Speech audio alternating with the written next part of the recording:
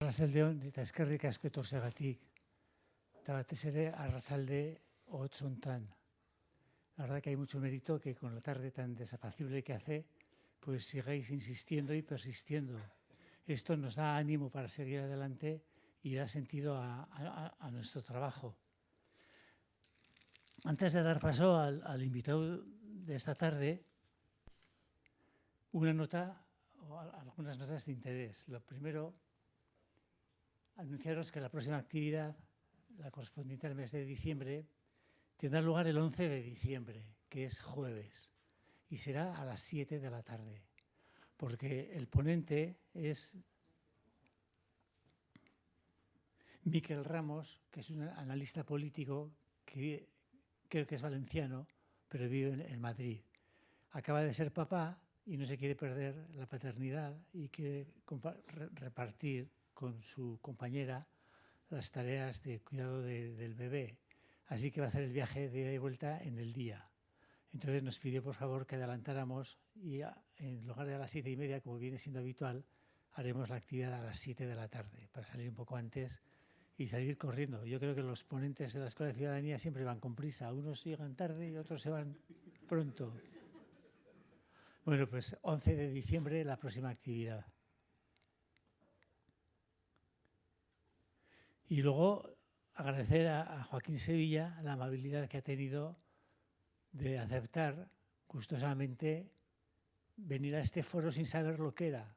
La verdad que tiene mérito, porque Manuela Carmena tampoco no tenía ni idea de lo que era la Escuela de Ciudadanía y se llevó un sorpresón cuando vio el salón de actos como lo vio.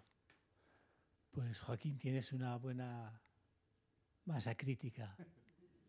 Y quiero aprovechar la ocasión para decir, está un poco más largo, que cada vez que un profesor o profesora de la universidad pública viene a este foro a dar una conferencia o a participar en alguna de las actividades que realiza la escuela, pues yo siento una emoción especial y una alegría de ver que hay amigos dispuestos a colaborar en la difusión del conocimiento y a compartir el conocimiento, poniendo a disposición del conjunto de la ciudadanía de forma sencilla pero rigurosa los resultados de sus investigaciones. Pues a esta clase de personas pertenece Joaquín Sevilla, valenciano de nacimiento, pero puede decirse que navarro de adopción, porque ya lleva 32 años, me acaba de decir, que lleva viviendo en Navarra. No voy a exponer su currículum. Si fuera un foro académico tendría sentido que expusiera su amplio currículum, pero sí que voy a detenerme en comentar 3 ejes que son los que sustentan el quehacer del profesor Sevilla, referente a la investigación, referente a la gestión y a la transferencia de conocimiento. En cuanto a las tareas de investigación, pues una línea, decir que el profesor Sevilla dedica casi todo el tiempo a una línea de diseño de estructuras fotónicas para aplicaciones en sensores y energía solar. Luego nos lo puedes explicar. Y también mantiene una línea de desarrollos tecnológicos de mejora de la calidad de vida de personas con discapacidad. Habrá que resumir su currículum de investigación en estas 3 líneas, no le hace justicia, pero vamos al grano. En cuanto a las tareas de gestión, fue vicerrector, creo que de investigación. No, de nuevas tecnologías. De nuevas tecnologías. Y en la actualidad es director de la Cátedra de Divulgación del Conocimiento y Cultura Científica de la UNA. Y en cuanto a divulgación científica, que quizá es lo que más lo conocemos los que estamos en esta sala, es también una actividad a la que se dedica y más en los últimos tiempos. En la última década viene colaborando habitualmente en emisoras de radios locales y en Navarra Televisión, escribe en blogs y ha participado en decenas de vídeos de YouTube. Ha publicado varios libros, el más reciente, Los males de la ciencia. Pues sin más, vamos a disfrutar de qué es eso de la ciencia en la vida cotidiana. Joaquín, muchísimas gracias de nuevo, pues tienes la palabra. Muchísimas gracias, Pablo. Muchísimas gracias por la invitación y por darme la oportunidad de estar aquí. Lamento haber llegado 5 minutos tarde, pero en fin, no os voy a contar. En mi vida, ni la personal que me hace llegar tarde, ni la profesional esta que decía, que yo me acuerdo cuando hace años que leía, que presentaban a gente y decía, en realidad no es que haya hecho muchas cosas, es que soy muy mayor. Entonces, pues empieza a pasar eso, ¿no? Los currículums se hacen largos por edad, no por otra cosa. Y bueno, digamos que de las distintas historias que podía desarrollar, he elegido lo que me parece, o sea, una charla que me parece que es muy bonita. Y lo que quiero es centrarme en eso, en que, o sea, no voy a contar mis líneas de investigación, sino una ciencia muy básica y cómo la podemos encontrar a nuestro alrededor, y ya me adelanto al final, cómo desde mi punto de vista le da una capa de belleza extra a las cosas. Y todo empieza con que desde hace unos cuantos años y un poco por un reto, empecé a hacer fotografías de cosas que me gustaban, un poco para intentar saber por qué me gustaban. O sea, es casi una investigación estética. Y esto pues son un conjunto de esas fotos, ¿no? Tengo muchas que están ahí. Empecé una cuenta de Instagram como proyecto de intentar fotografiar trocitos del mundo que me gustasen para intentar saber luego por qué. Entonces digamos que la presentación es una selección de unas cuantas fotos y de la historia que hay en ellas.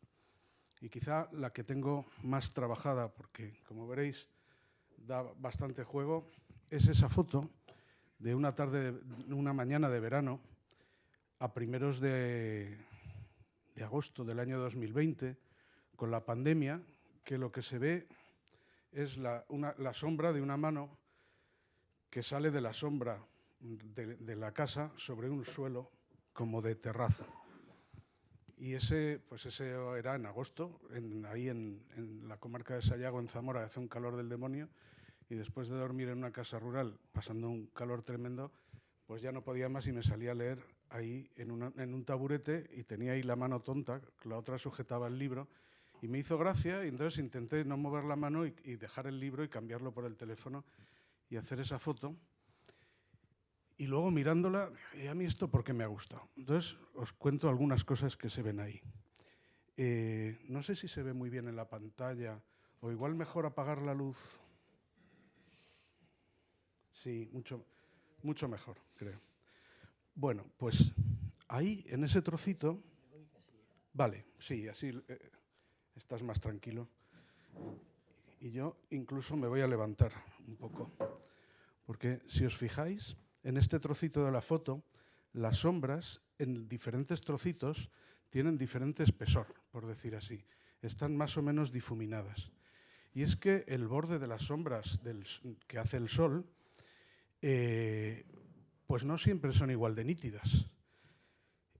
Porque de alguna manera, de alguna manera no, el sol tiene una extensión y entonces hace unas sombras que, si nos acordamos, cuando nos contaban lo de los eclipses de sol, lo de la penumbra y eso, el hecho de que el sol tenga una extensión que no es nula, hace que haya algunos trozos donde todo el sol no da, y esa es la sombra nítida.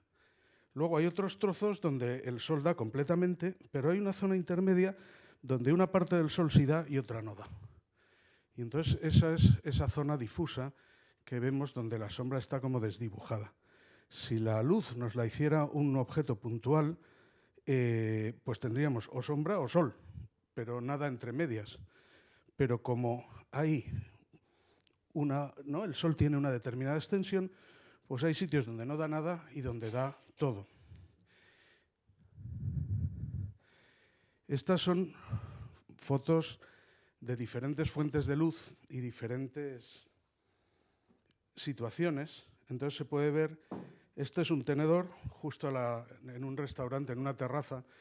En un verano aquí están las puntas y esta es la sombra, así muy alargada porque se estaba poniendo el sol y entonces le daba rasante. El tenedor apoyado son las puntas solamente. Entonces pues esta es la sombra típica del sol, que tiene el borde pues un poquito así desdibujado. Esta es la propia ventana, la sombra hecha de toda la ventana. es una fuente de luz súper amplia y entonces pues es todo un borrón. Y esta es la sombra de este objeto señalado con el dedo y está lejísimos de la pared. Y pues es muy raro que una sombra salga tan bien. Y eso es porque esa está hecha, o sea, la fuente de luz es el sol, pero reflejado en el cristal de un coche. Entonces, al ser convexo, el sol es mucho más puntual y hace unas sombras mucho más nítidas. Los proyectores estos que mandan la luz muy bien, pues hacen unas sombras perfectas. Si os fijáis, la sombra del dedo pues es muy, muy limpia. Hay que irse muy lejos para que le aparezca el desdibujado eso.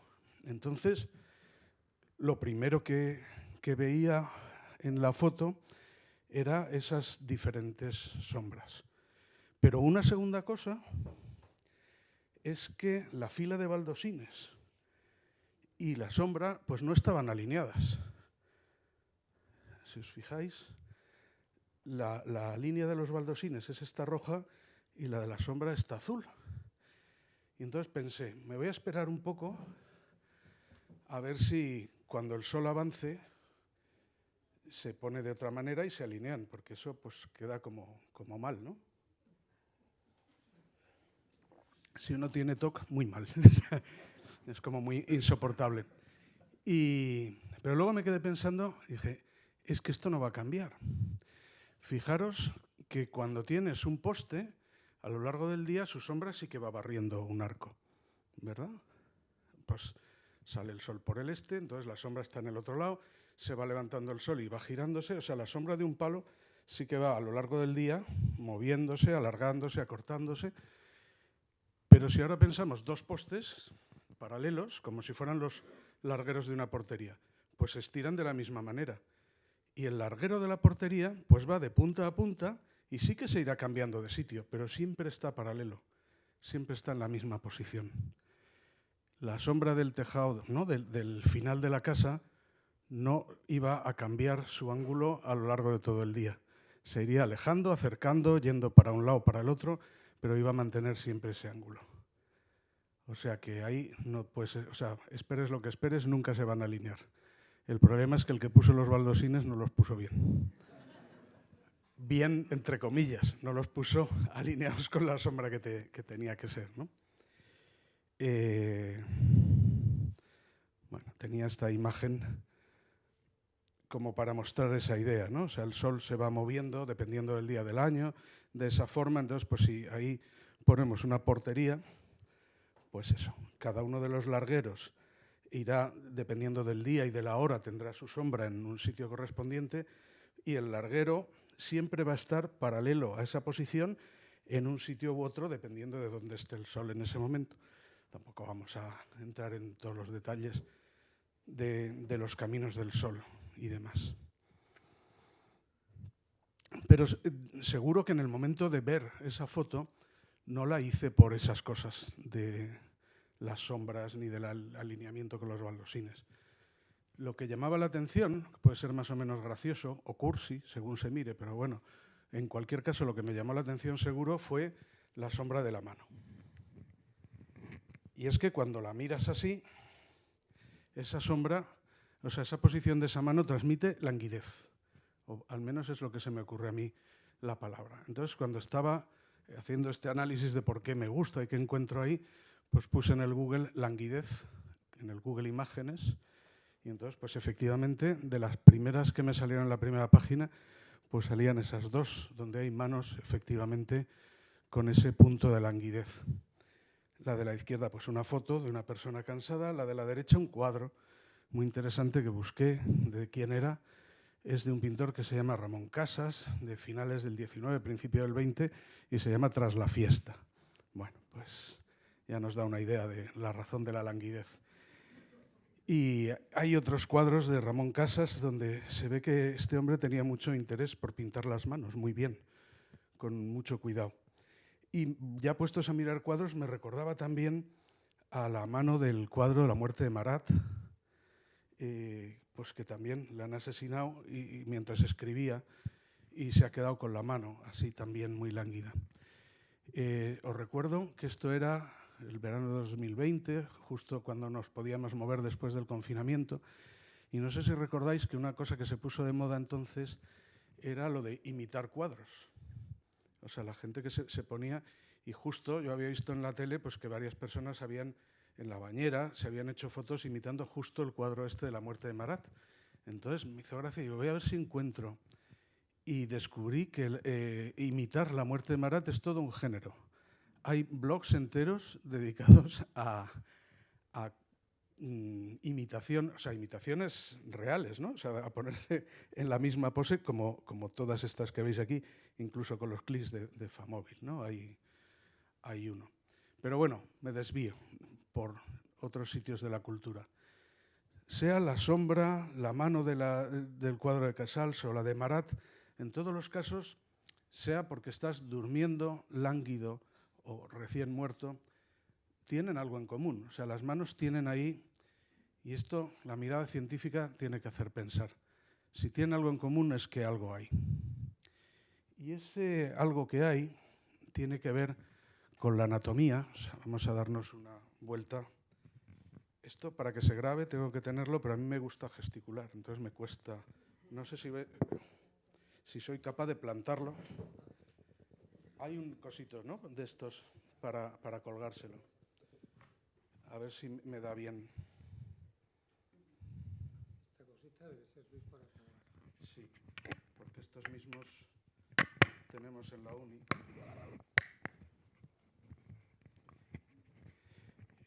Y si tiene la pila adecuada y me lo pongo en el sitio correcto, se sujetará. Bueno, lo que quería comentar con este dibujo es que para movernos, en realidad los músculos solo tienen fuerza para tensar, para tirar. Entonces, si uno quiere tener, que uno es la evolución, claro, luego naces con lo que tienes, ¿no?, con lo que la evolución ha generado a lo largo de años. Quieres tener dos movimientos de una articulación, necesitas un músculo que tire en un sentido y uno que tire en el sentido contrario. O sea, el músculo no puede tirar y empujar, como hace un motor o un hidráulico que estira y empuja el mismo actuador. Los músculos solo estiran y luego cuando se relajan, pues se quedan ahí. Entonces, si quieres mover en la otra dirección, tiene que tirar del lado contrario. Entonces, todas las articulaciones tienen el músculo tractor y el flexor, creo que le llaman los especialistas. O sea, los dos estos. En el caso del bíceps y el tríceps es muy claro, pero toda esta intro, ¿a dónde viene? En la mano hay un montón de movimientos. Entonces, hay un montón de articulaciones y hay un montón de pares de músculo contra músculo. Si nos fijamos en los dedos, pues para mover cada articulación tenemos el musculito, la molla, en el lado interno. Pero en el lado de arriba no está el contramúsculo. O sea, cuando yo cuando bajo el dedo estoy haciendo fuerza con los músculos del interior de la mano. Pero cuando levanto el dedo, ¿con qué estoy tirando? Esos músculos están en el antebrazo, enganchados con tendones, con cuerdas, por decir así, ¿no?, con poleas, porque no cabían, tanta cosa no cabía. Entonces, sobre todo, los músculos para cerrar la mano están en la mano, pero los músculos de abrir están en el antebrazo. ¿Vale? Pasan por el túnel carpiano, no sé qué, esas historias que luego pueden dar problemas. Entonces, si tú los dejas todos muertos, los unos y los otros, o sea, muertos quiero decir sin tensión, porque estás en una fase de sueño profundo, porque te acaban de matar, como a Marat, o por lo que sea, está la mano sin tensión, pues siempre tiende a estar recogida, porque los músculos más cercanos tiran más y los otros están más lejanos, son músculos más largos para estar reunidos. Entonces, una mano sin tensión muscular tiende a tener siempre ese aspecto. Le afecta mucho la gravedad, también estar hacia abajo o hacia arriba la abre un poquito, pero esa mano lánguida, que es tan característica, tiene su razón de ser en la fisiología muscular que hay en un sitio y en otro. Y una última cosa, ya por terminar de rematar, una última cosa que me vinieron de un vistazo, porque luego si se quiere uno empeñar en buscar más cosas, hay un hierro oxidado, una planta, pero bueno, una que me vino a la cabeza claramente y que además en mi idea de belleza de esa foto contribuía muchísimo, es el tipo de baldosín. Porque me recordaba, y mira que bien en la presentación de Pablo, yo me fui de Valencia con 10 años. ¿no? Yo, de los 62 que tengo, he vivido 10 en Valencia, 20 en Madrid, 32 en Pamplona. Y recordaba que la casa en la que yo vivía en Valencia tenía un suelo parecido a ese. Estas cosas de recuerdo de crío, de antes de los 10 años, pues no es muy fino, pero me recordaba de alguna manera. Y solo con esa idea pues es difícil saber, pero hubo suerte y encontré que efectivamente esas baldosas se llaman mosaico hidráulico o baldosas hidráulicas, se inventaron a finales o mediados del siglo XIX y eran una mejora respecto de las baldosas anteriores que requerían calentar mucho el barro para que se quedaran, ¿no? Los baldosines de baño típicos, estos pues hay que fundir los materiales y hay que calentar a temperaturas muy altas, lo cual es muy caro, y estas se hacían prensando el cemento.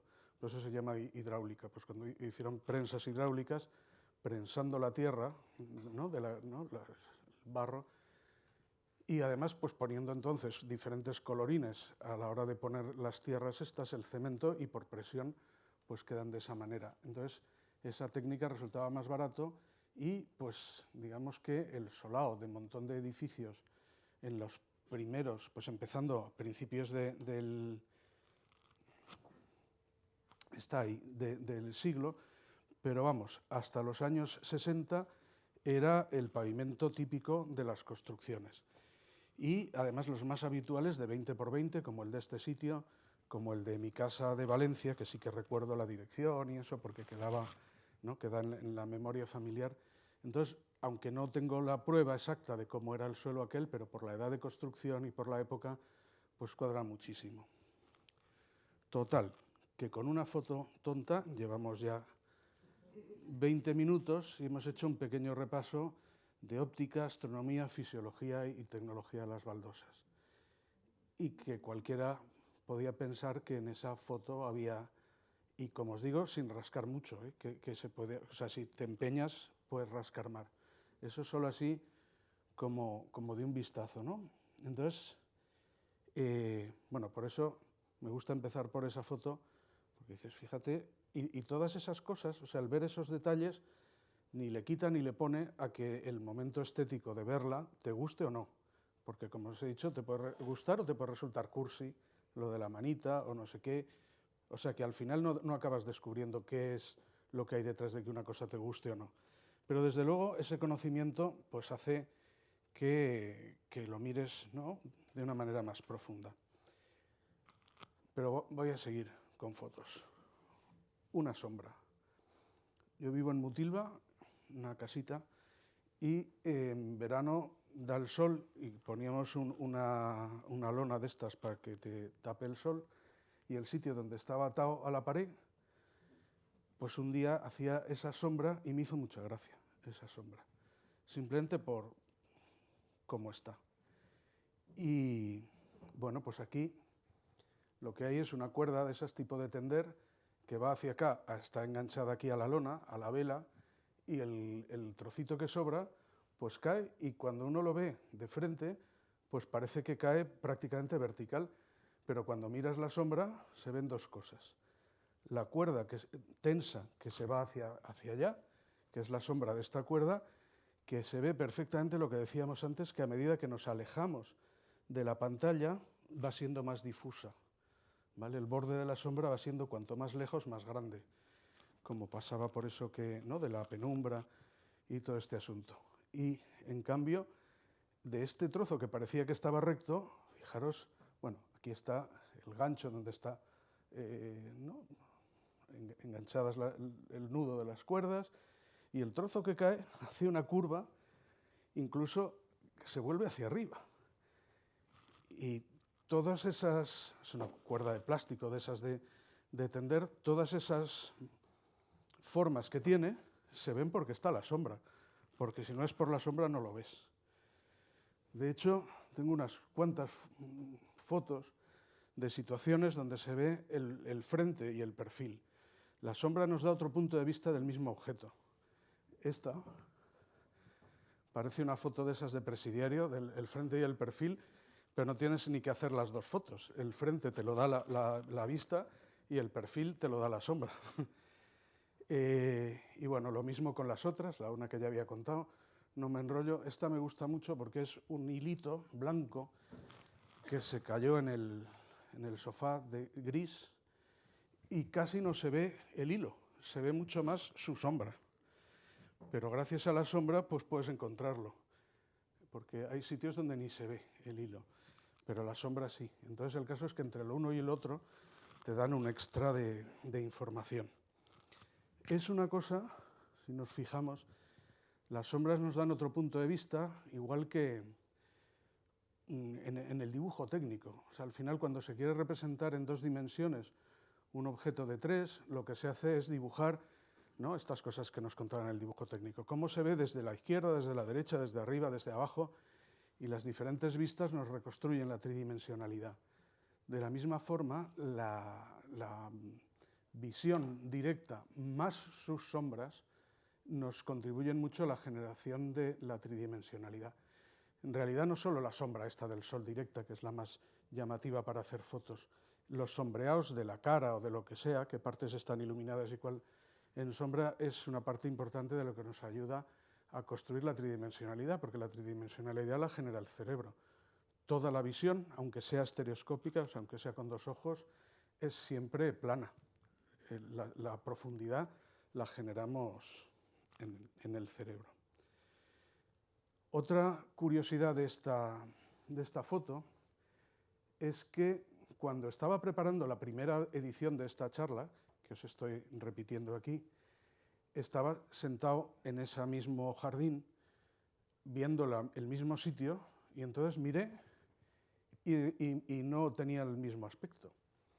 Y entonces me fui a verla cuando estaba hecha la otra foto, porque son del móvil, y resulta que esa foto está hecha el 21 de junio. Casualidad que sea exactamente el día del solsticio. Podía haber sido 3 o 4 antes o 3 o 4 después. Mientras que el día que estaba viéndola, ¿no?, para preparar la presentación era 26 de agosto, bastante más adelante, y entonces pues la sombra es muy diferente. Bueno, se ve mejor, ¿no?, el clavo, la cuerda que engancha ahí con la lona, y que su sombra está por allí, y vemos incluso que ahora ya está lejísimos y la parte de allí del final está totalmente desdibujada. Y el trozo que cae, pues vemos también mucho más estirado, aunque mantiene las mismas curvaturas. O sea, si nos fijamos, mantiene esa misma vicios, ¿no?, de cuando estuvo enrollada o lo que fuera. ¿Qué ha pasado para que la sombra se vaya a ese sitio? Pues claro, avanza el año y el sol está en una posición diferente. Las dos son a la caída de la tarde. Y eso lo que nos dice, si uno no lo sabía ya, es que ese muro da al norte. ¿Vale? Ese muro da al norte, y volvemos al mismo dibujo de antes, de los caminos del sol por el cielo. Si yo tengo la portería de fútbol que dibujaba antes, ¿no?, o ahora un muro que está mirando al norte completamente, pues durante muchos días y momentos del año ahí no hay sombra, ahí no da el sol nunca, y por lo tanto no puede haber ninguna sombra. Desde luego, desde el equinoccio, todo el invierno, el sol nunca da ahí detrás. Sin embargo, en verano, cuando sale y cuando se pone, está más al noreste y noroeste, respectivamente, y por lo tanto sí que incide en ese sitio.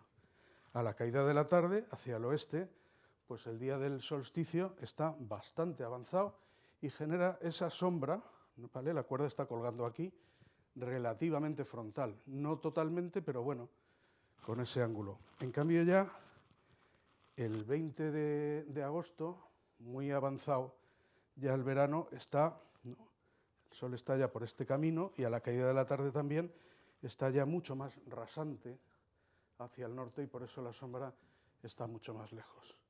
Y si en vez del 20 de agosto es el 20 de septiembre, ya no hay sombra, ya el sol nunca llega a esa parte.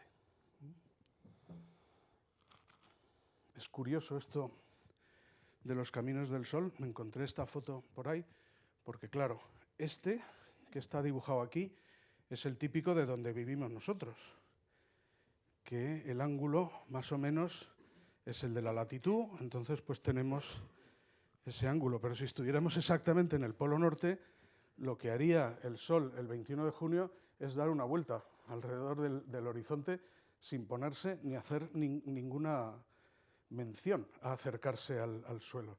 Y cada día lo que hace ese círculo es estar más abajo hasta que el día del equinoccio va rasante y a partir de ahí te desaparece y tienes los 6 meses de noche. En el círculo polar pues tienes el día del verano, es el día que el Sol no se pone nunca, toca el horizonte pero se vuelve a levantar, y a cambio el día de máximo invierno, del solsticio de invierno, solo sale un momento a saludar, un momentito y ya está, ¿no? Y en el equinoccio sí, pues está la mitad como siempre. Entonces el Polo Norte, el círculo polar ártico, nuestras latitudes, en el Ecuador va siempre vertical, o sea, no tiene ninguna inclinación. Lo que hace esa vertical es cambiarse de posición, de este-oeste a más sureste-suroeste. En fin, es curioso y es interesante cuando uno viaja a sitios lejanos ver que uno está acostumbrado a que tú miras el Sol y siempre, si te pones hacia donde lo ves, su camino es siempre hacia tu derecha. Pero si estás en el hemisferio sur, no. En el hemisferio sur, si miras hacia el Sol, o sea, si miras hacia el sur, sí que va por el camino pero tú, si no sabes dónde está el sur y miras la posición donde está el Sol, pues en el hemisferio sur se va a ir hacia tu izquierda, no hacia tu derecha. Entonces, pues bueno, en fin.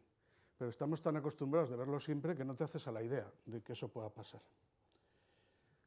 Bueno, suficiente para la sombra de una cuerda también, ¿no? que había ahí. Ahora otro conjunto de fotos de colectivos. Son fotos de muchas cosas. He aprovechado para beber un poco, que hay muchas fotos que mirar, y las vamos viendo de poco en poco. Yo si me tuviera que quedar con dos, me quedaría con estas dos que me parece que son muy bonitas. Y han quedado así por casualidad, porque encima yo no soy buen fotógrafo y todas las fotos están hechas con el teléfono. No tiene más misterio, es que veo la cosa en un momento y digo, anda, qué chulo, y busco el encuadre y hago la foto ahí. Entonces, ¿estas qué son? O sea, lo primero es describir lo que estamos viendo. Pues la de vuestra izquierda es, o sea, todo eso ampliado será un trocito de 3 por 3 centímetros de una botella de agua con gas, que en realidad la botella es verde, pero por lo que fuera, por la iluminación que había, me salieron en esos tonos de gris. Entonces se ven muchas cosas. O sea, esta me parece muy curiosa. Este es el nivel del agua dentro de la botella. Y entonces, dentro del agua con gas hay burbujas de gas. Pero en la parte donde lo que hay es aire, hay burbujas. Esas burbujas grandes son gotitas de agua que están pegadas a la pared interior de la botella. Entonces, en el agua hay gas y en el gas hay agua. O sea, hay burbujitas de aire, vamos, del gas carbónico en el agua y gotitas de agua en la parte de aire. Y eso en el interior. Y el exterior está lleno de estas gotitas más pequeñas que lo están tapizando todo, por un lado y por el otro, que es la condensación. Esa botella estaba fría de la nevera y se han ido condensando gotitas y ese tamaño pues tienen ese aspecto. Y luego volveré a un detalle que se ve en esas gotitas pequeñas. Pero me parecía muy curioso que hubiera tanto juego de gotitas, ¿no? ¿Cómo se llaman esto? Bueno, de oclusiones, o sea, en el agua aire, en el aire agua, en el dentro, en el fuera y un montón de situaciones de estas. Y esta otra es la espuma del café después de acabar el café. En un café, o sea, en una taza transparente, en el culo de la taza transparente, pues quedaba eso. Y puesto así sobre una mesa blanca donde se reflejaba un poco el cielo. Entonces, pues tiene un poco como el tono azul ese. Y entonces estas burbujas que dejan en el hueco burbujas, o sea, me parece también que hace unos dibujos de burbujas súper interesantes. De hecho, yo no sé por qué, a mí me gustan mucho las espumas. O sea, esos colectivos que son espuma, burbujitas, huequitos, ¿no? Mezclas de un material y otro, pues me llaman mucho la atención. Esa de la izquierda es el mismo café de antes, pero no el mismo, pero la misma taza, el mismo café, la misma situación otro día, ¿no? Tengo el móvil lleno de fotos de espuma de ese café. Pero antes de acabarse. Entonces es la foto vertical, o sea, la taza esa tiene el café, la espuma encima y está fotografiado desde arriba, ¿no? Y bueno, pues hay burbujas más grandes, burbujas más pequeñas. Una curiosidad, que esto lo tuve que leer, porque hay cosas que simplemente las ves o las sabes. Las burbujas que hace el café, no el café con leche, ¿no? O sea, eso es café negro, sin más. Y esas burbujas le llaman crema, creo, los especialistas en el café, ¿no? La espumita que hace el café solo al salir. Esas burbujas son de CO2. Resulta que cuando se tuesta el café, aunque luego se muele, y en el proceso de tostado se van rompiendo moléculas y parte de la transformación química que se produce en el proceso de tostado genera CO2 que se queda ocluido ahí dentro, metido dentro del grano. Y aunque luego el grano se muele, en los trocitos que quedan sigue quedando dentro ese CO2. Y cuando se hace la infusión, cuando pasa el agua caliente por ahí que disuelve las cosas, arranca ese CO2 y ese es el que conforma las burbujitas, estas que salen. En el artículo que lo leí, donde leí esto, porque yo no tenía ni idea de eso, que es de un químico que sabe de esas reacciones químicas, explicaba que eso es lo más difícil, vamos, lo que es imposible de conseguir en el café soluble. O sea, cuando hacen los procesos químicos para partir del café, hacer café soluble, cuando luego le vuelves a echar agua y generas el café, todas las moléculas, todas las cosas, o sea, los buenos cafés solubles consiguen reproducir el café que había casi perfectamente y lo único que no hay manera de hacer es este tema de la espuma, porque eso no hay manera de reconstruirlo.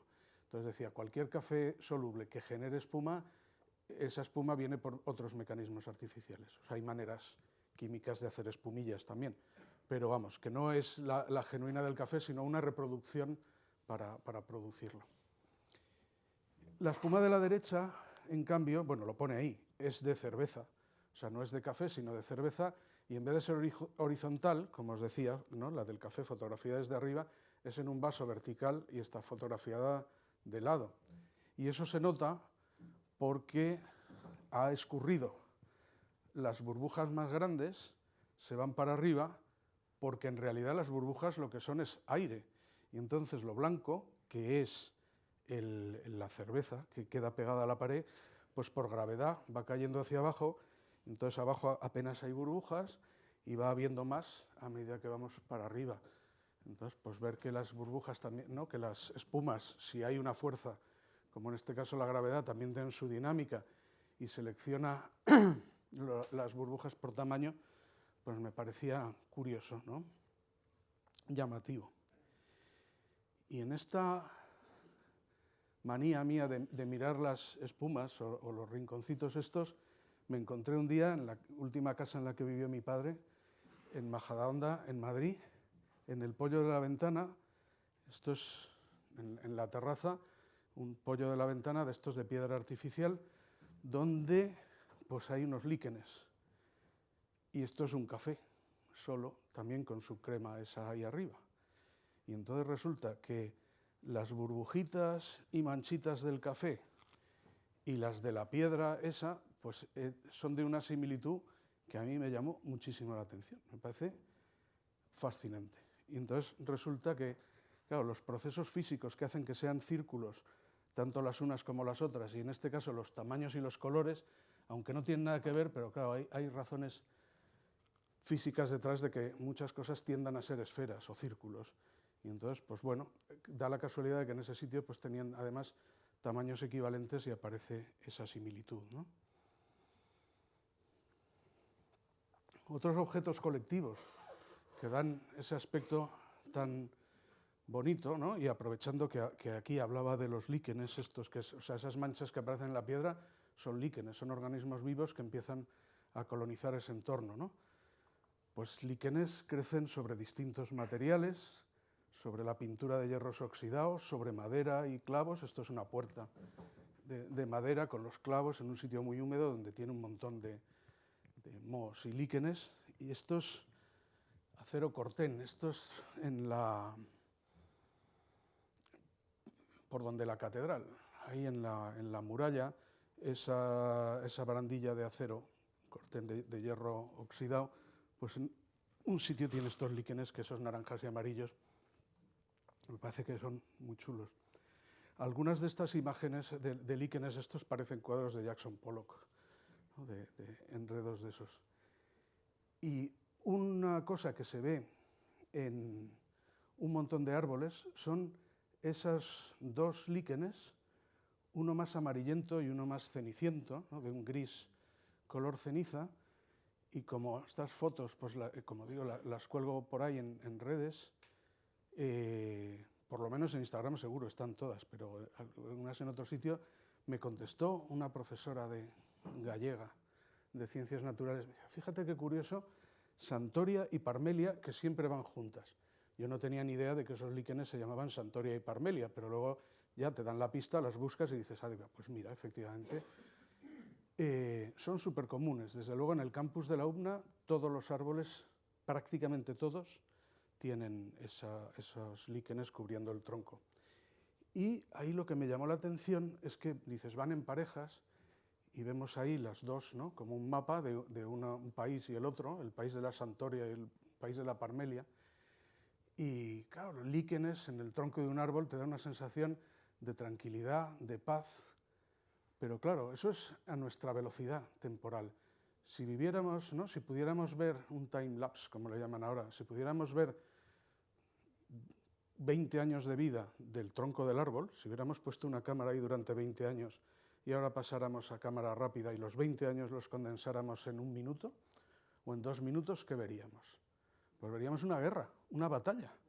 O sea, allí apareció un punto de una, un punto de la otra, y empiezan a crecer, a dominar el territorio, llegan a la otra, donde se juntan, pues a ver quién sigue por ahí, quién sigue por el otro sitio, y los lugares donde se unen a esa velocidad, pues serían el frente de batalla de la expansión del país de la Santoria frente al país de la Parmelia, ¿no?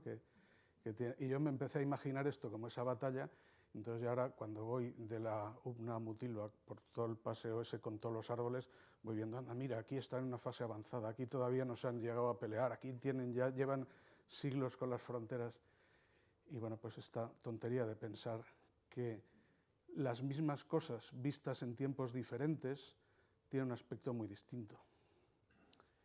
Bueno, esto me daría para hablar mucho de eso, ¿no? La frontera entre los bosques y las planicies también son una especie de lucha, las posiciones precisas de los ríos, como van generando meandros que dejan aislados, ¿no? Van cambiando de sitio. O sea, si viviéramos a otras velocidades, tanto más lentas como más rápidas, pues veríamos cosas que son, ¿no? O veríamos las mismas cosas, pero con otros significados, en otros intervalos completamente diferentes. Por ejemplo, ¿no? Y pensando en eso, esto vuelve a ser, me gusta el agua con gas, entonces esto vuelve a ser otra botella de agua con gas, donde se habían quedado condensado por fuera y una gota, pues esto que pasa a veces con la lluvia, una gota cae, arrastra y se lleva todas las gotitas que hay, pequeñas, pero en cambio deja algunas gordas. Entonces dices, pues bueno, pues en este momento, pero claro, este momento dura nada, porque un momento antes estaba así, un momento después empezarán a salir aquí las burbujitas pequeñas otra vez. O sea, son momentos que duran un instante, ¿no?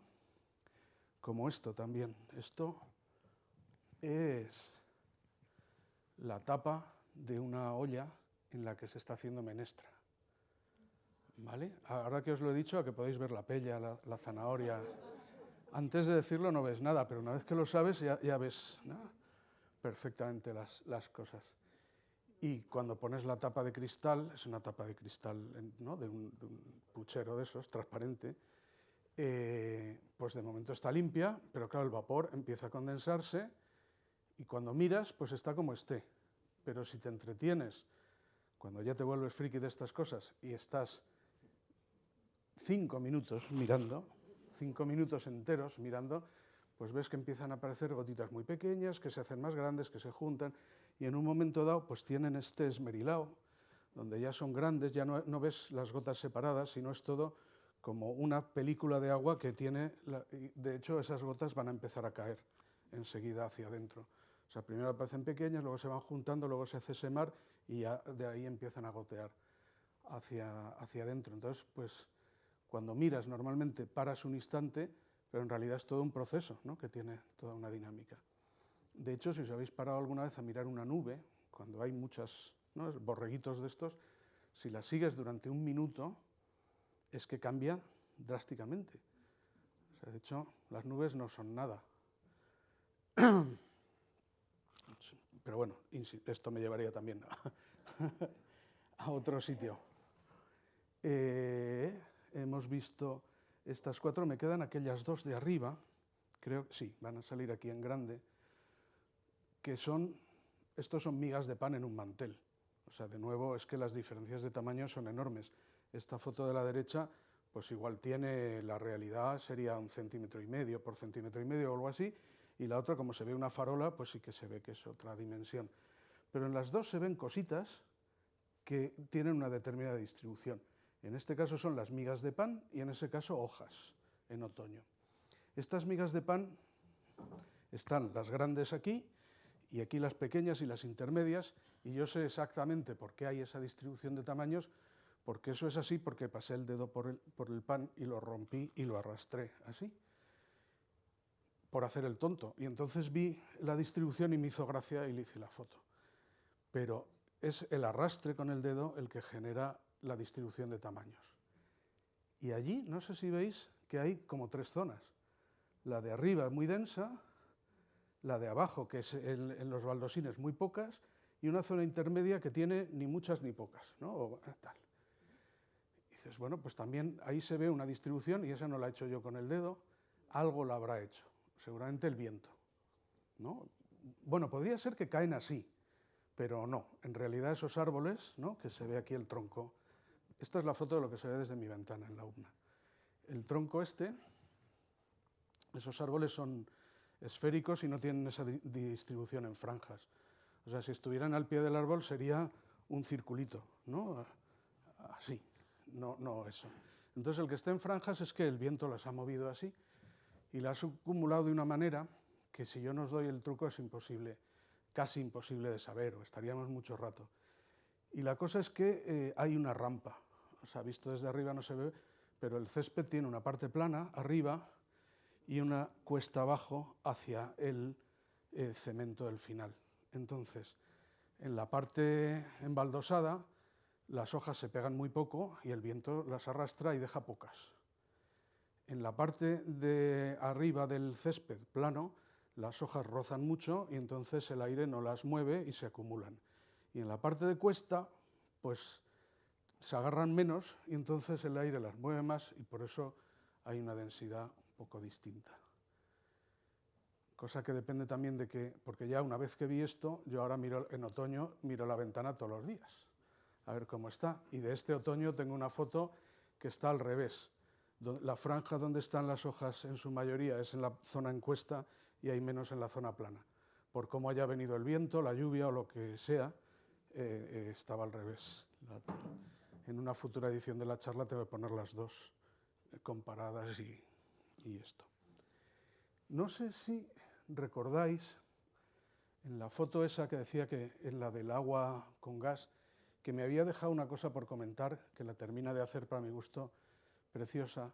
¿No os parece que las gotitas exteriores generan un patrón? Están como en fila. Están siguiendo una huella dactilar. ¿Vale? Sobre todo se ve en la parte de arriba a la izquierda, que están como ordenaditas y están siguiendo una huella dactilar. De alguna manera, eso no está hecho, como insisto, no están hechas a propósito. O sea, luego lo veo pues la habría agarrado y la habría dejado marcada, y cuando se condensa el agua, pues aparece, ¿no? Revela esa huella que está puesta ahí. Pues ya es curioso que ese proceso revele la huella dactilar. Pero bueno, ahí estaba, en unos sitios hay un poco más grasa, en otros menos, y el proceso de condensación pues es diferente en un lugar y otro. Y es que los procesos de cambio de fase son súper dependientes de los detallitos. Y otro sitio donde me encontré un proceso de cambio de fase y por lo tanto muy dependiente de detalles y que revela cosas que si no es así no lo ves, es en esta escultura, que no sé si la conocéis, se llama Círculo del Deporte, es de un compañero que murió hace un par de años, profesor de la universidad, Josep Blasco y Canet, valenciano, que montó la Casa de Valencia en Navarra, en fin, escultor, era profesor en magisterio y escultor, y hizo esta escultura para la zona de deportes de la Uni. Ahí es otra foto también, cuando una mañana de invierno dándole el sol con las sombras ahí, que, o sea, estos son unos cachos de hierro enormes, pintados de colores, que son los aros olímpicos que se han levantado, se llama, ¿no? La obra se llama Círculo del Deporte, también el encuentro, se han estirado los círculos de los aros olímpicos y están hablando entre ellos. O sea, y por eso son de los colores que son. Y este negro, un día, que hacía mucho frío, que estaba helado, pues tenía esta capa de escarcha con esta forma. Entonces, aunque yo esta escultura no la vi construir, es seguro que tiene unas estructuras internas y luego una chapa que lo cubre. ¿Por qué? Pues porque se ve que se está deshelando, que se está quitando la escarcha por esos sitios, mientras que por los otros no está. Entonces, aunque no lo hayas visto por dentro, ese propio cambio de fase, que es la fusión de la escarcha, ya te está revelando cosas que hay debajo que no sabíais.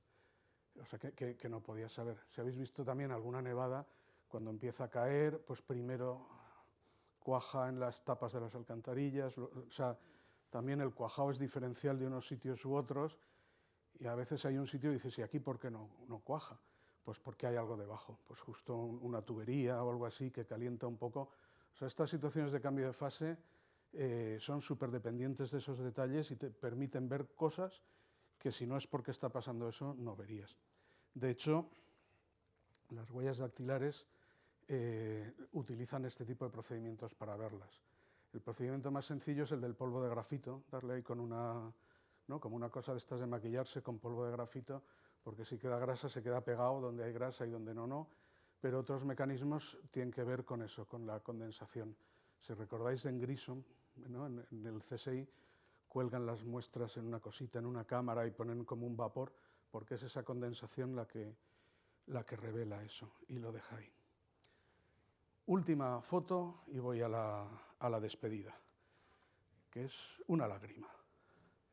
Eso es una copa de coñac en una terraza en Madrid y la imagen del coñac por dos focos diferentes. Y lo curioso, o bueno, o no tanto, es que tiene como un ribete ¿no? en las dos. Ese ribete es, porque la copa está ahí puesta, no está movido. Y ahora, si no sabéis esto, os voy a deshacer un mito. Es la lágrima del vino, en este caso del coñac en vez de del vino, porque la lágrima del vino, de la que habremos visto muchas veces, la idea que solemos tener es que aparece cuando lo mueves. O sea, tú mueves el vaso y entonces al quitarlo, pues caen esas lágrimas. Pero a partir de ahora, si no lo sabíais antes, fijaros que tú simplemente dejas el vaso de vino quieto y empieza a aparecer la lágrima. Y es que es una cosa curiosísima, es muy interesante.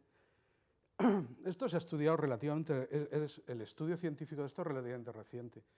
Y lo hizo un italiano que se llama Marangoni, entonces se llama efecto Marangoni.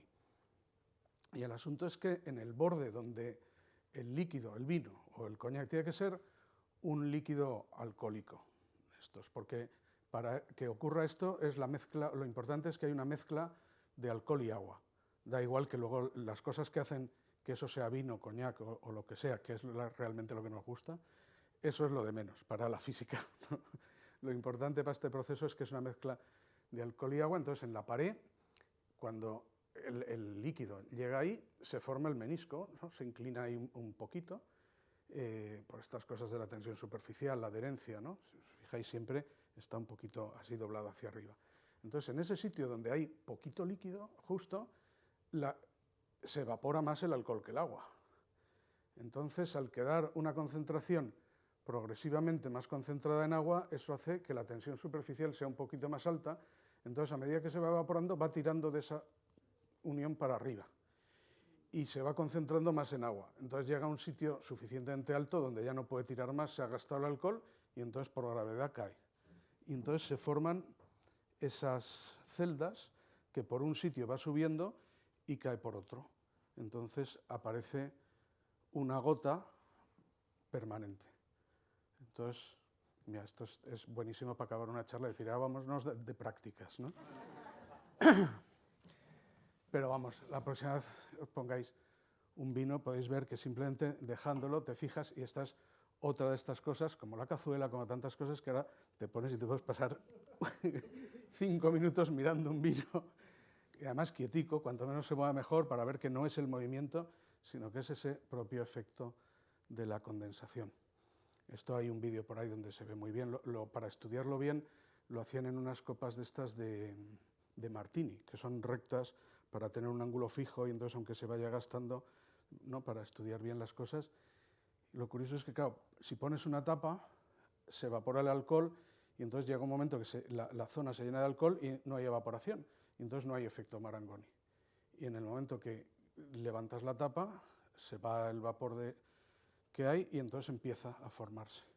O sea que si algún día queréis hacer el experimento bien hecho y verlo desde el principio, ese es el truco, ¿vale? O sea, poner el vino, dejarlo tapado y entonces ver que no hay nada y quitar la tapa y ver que empieza a ocurrir. Pero bueno. Ya una vez que lo ves, o sea, yo ya una vez que lo vi, lo voy buscando en todos los sitios y este me llamó mucho la atención. Esto es un vaso de cartón, de esos de una celebración de una tesis o algo, ahí en la universidad, de esos lunch Warry Pace. Y entonces incluso en el cartón se formaba ahí en pequeñito, pero se veían perfectamente las gotitas de lágrima cayendo. Bueno, pues esto ya es el final y os enseño 2 fotos que tienen muy poco, o sea, en estas no os voy a contar nada de ciencia, pero esas 2 me gustaron porque me recuerdan a un cuadro. Las 2 me recuerdan al mismo cuadro, que no sé si vosotros conocéis y os gusta, que es este, que es El sol de la mañana de Edward Hopper, donde hay una señora en la cama, ahí no mirando a la ventana por la que sale el sol, y es un cuadro que tiene 3 planos, ¿no?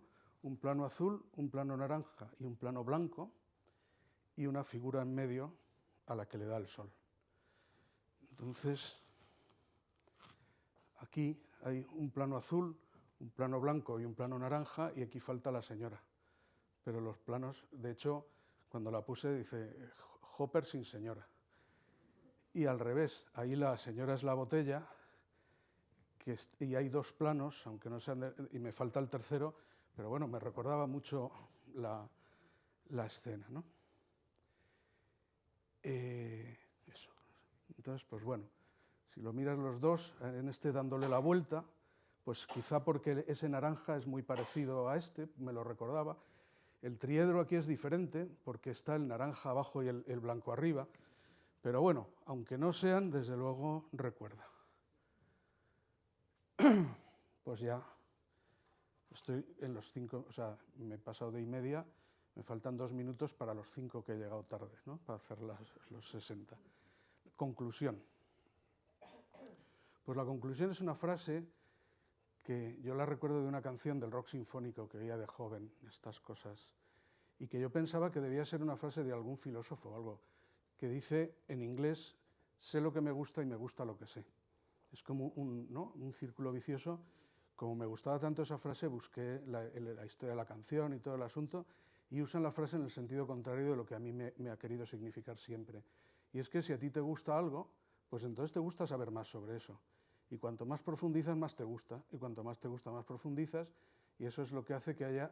Luego he descubierto que hay personas que no os pasa eso y otras que no.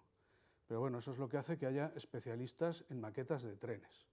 Pues yo qué sé, de pequeño le gustan, y si mantiene el gusto, pues entonces le gusta más, y entonces se compra otro, y si ya empieza a currar y tiene dinero, pues se va comprando y se hace un coleccionista de maquetas de trenes increíbles, ¿no? Pues, ¿y quién dice eso de cajas de cerillas? Yo qué sé.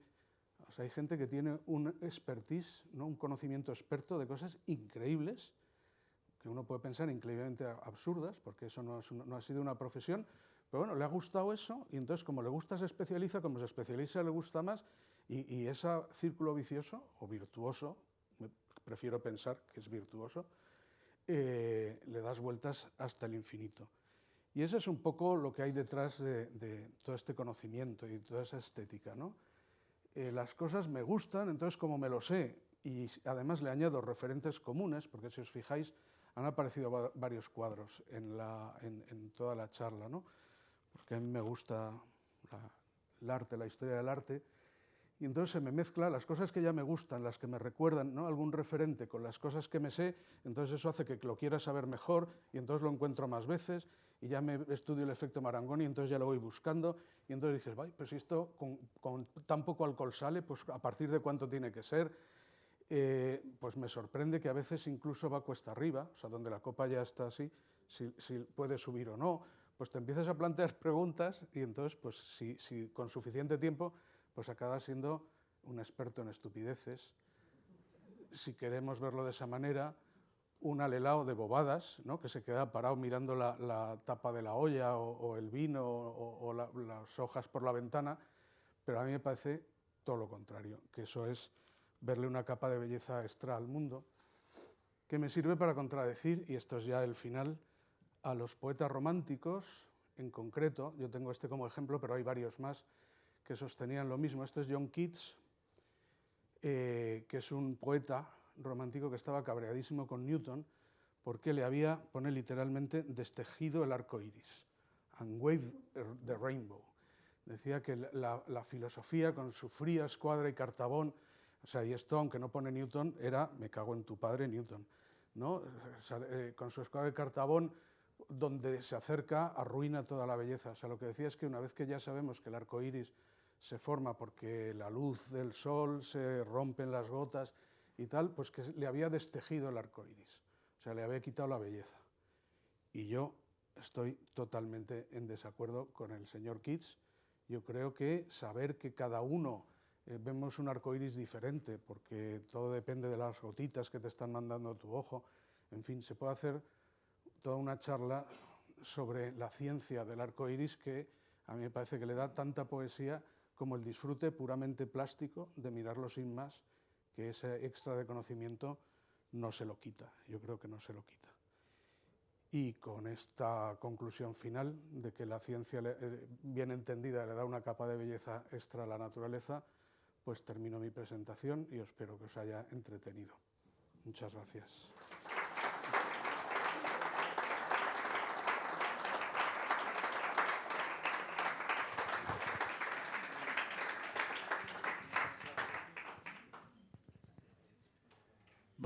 Bueno, pues tenemos unos 20 minutos o así para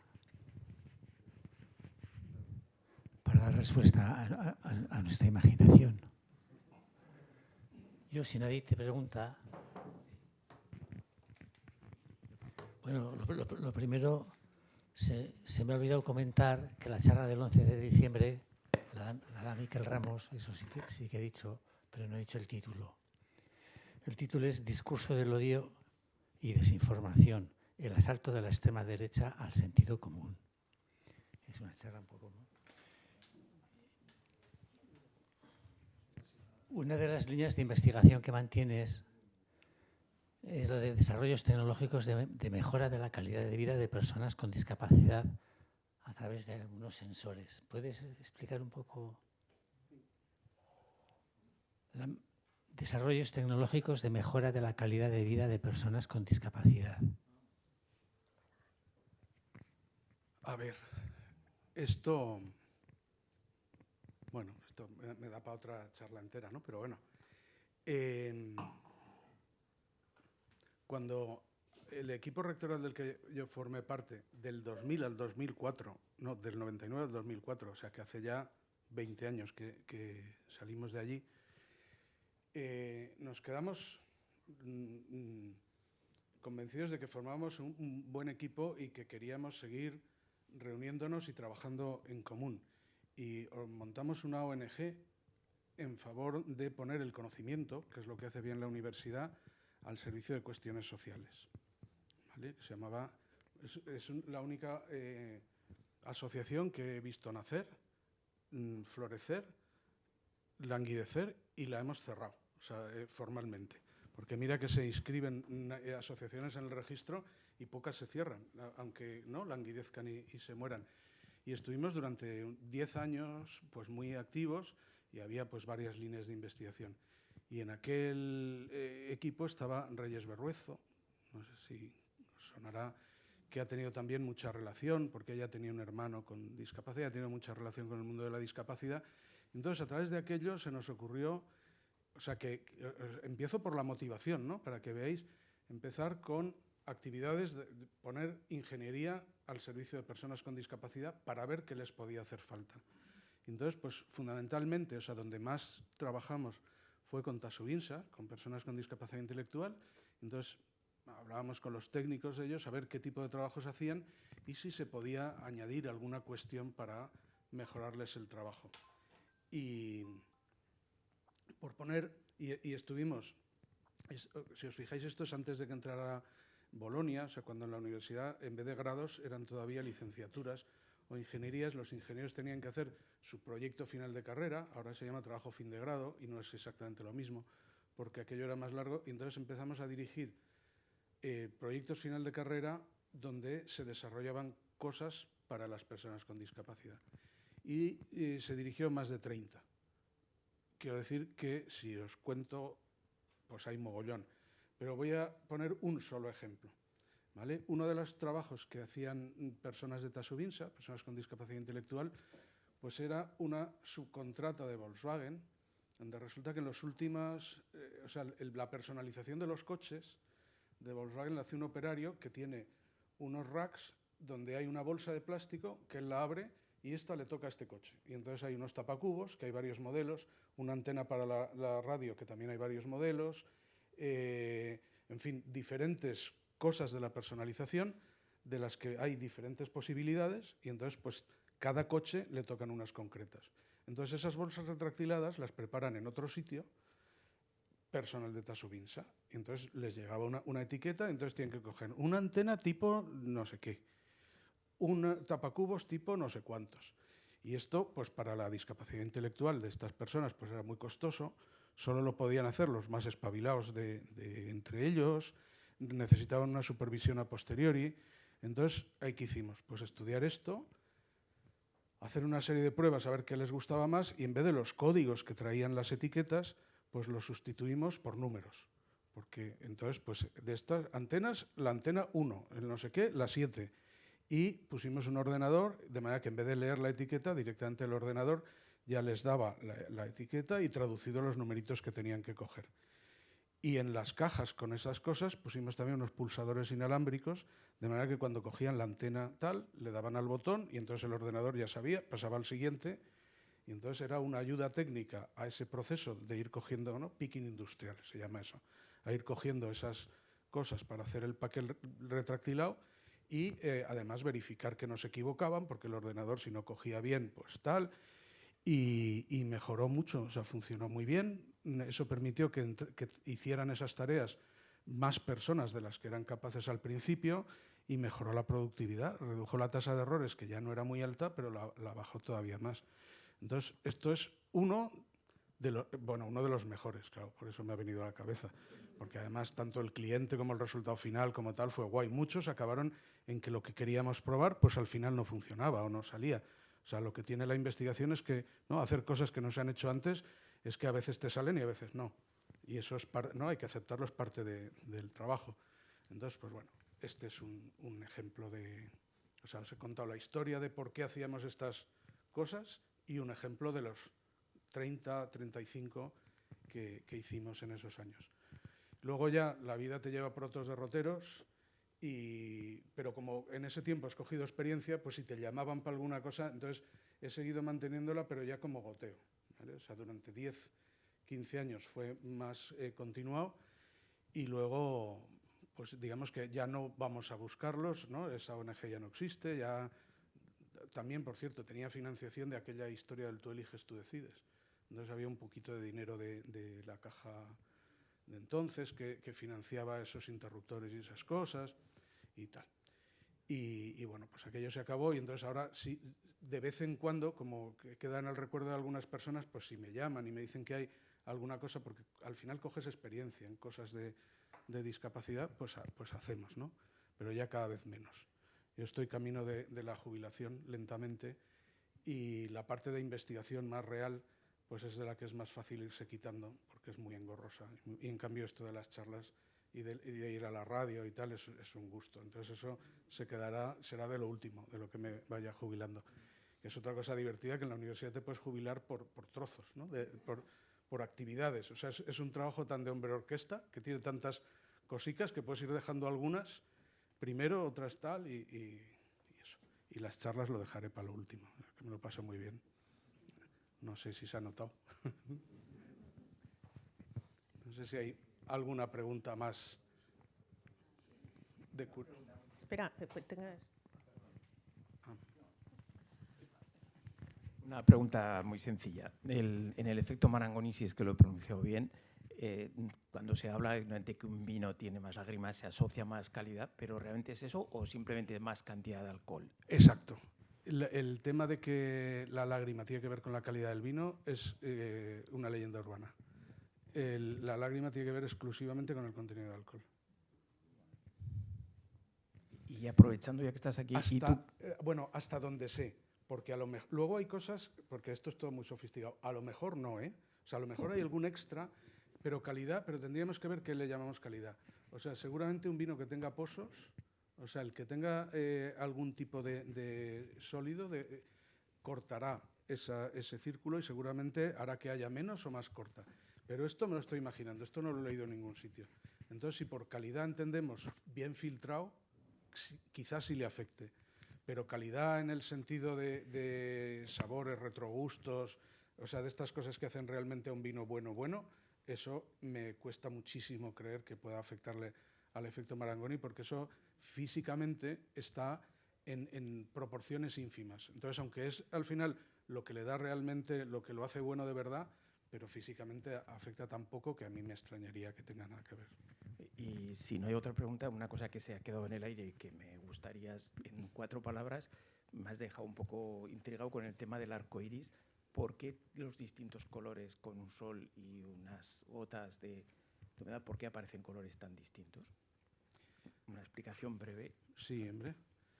Es uno de mis temas favoritos. Y solía llevar, pero no me he traído la mochila. Llevaba en la cartera, pero como ahora usamos carteras cada vez más pequeñas, ahora llevo una mínima y aquí no me cabe. Entonces lo llevo en la mochila. Una red de difracción, una especie de papel celofán que tiene unas rayitas dentro, y entonces miras así y ves el arco iris de cualquier fuente de luz, ¿no?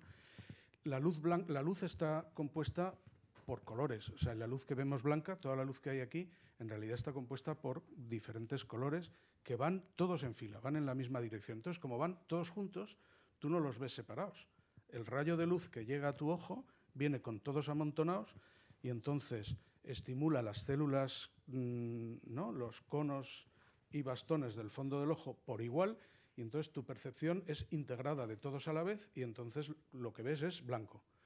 Un blanco más rojizo, ¿no?, porque hay temperatura de color, o sea, hay blancos más, ¿no? Lo habéis visto en las bombillas, ahora está de moda, bombillas de 3000K, que son muy anaranjadas, o de 9000, que es esa luz de cocina, ¿no?, o de quirófano súper blanca, azulada, que a mí me resulta muy desagradable, para vivir, ¿no?, para cocinar, ¿no? Pero, entonces, pues todo eso lo que está mostrando es la diferente proporción de unos colores y otros. Las luces que existen, los colores luz que existen, son los del arco iris. No hay ni más ni menos. Por eso a veces se dice que el rosa no existe, porque el arco iris no tiene rosa, no tiene el morado de estas sillas tan estupendo, eso no está en el arco iris. Esos son mezclas de colores de un lado y del otro. O sea, existe como percepción. O sea, claro que nosotros vemos el rosa rosa y el lila lila y todos esos. Vemos muchos más colores de los que hay en el arco iris. Pero en realidad el color es la sensación y nos la producen mezclas de colores en cantidades concretas. Entonces, la gota de agua, un prisma, los plastiquitos esos que os digo, o la versión más sencilla de ellos es un CD. ¿Has visto un CD por la parte marcada? Que lo pone, ¿no? Si miras así al ángulo de una bombilla y te aparecen ahí los colores del arco iris. Porque, bueno, la física de por qué hace eso, si acaso luego, en las prácticas.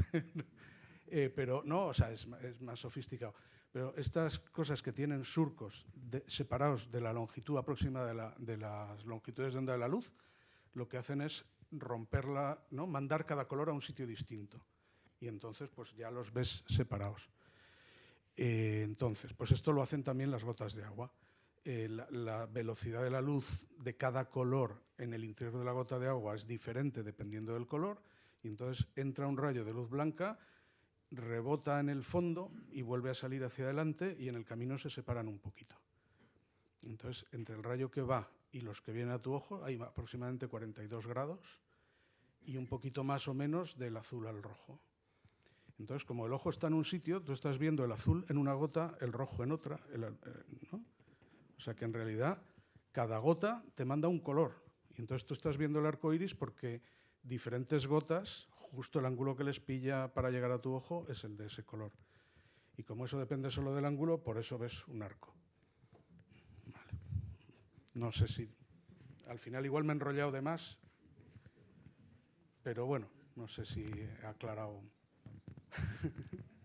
los arcoíris y los colores de...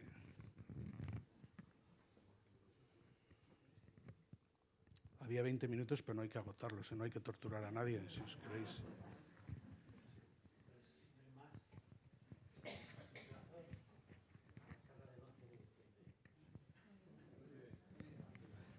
Muchas gracias.